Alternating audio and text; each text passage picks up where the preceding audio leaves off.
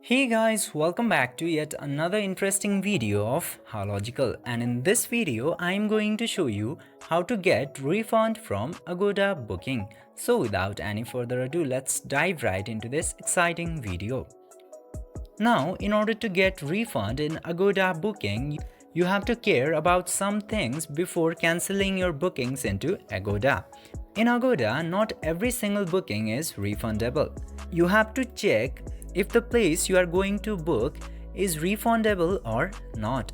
If you have booked a non-refundable booking, then your money will not be refundable after cancelling that booking.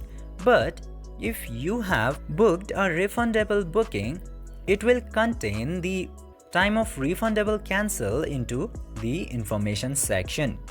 And if it doesn't have that section saying refundable cancellation until, you should not book that place at the first place.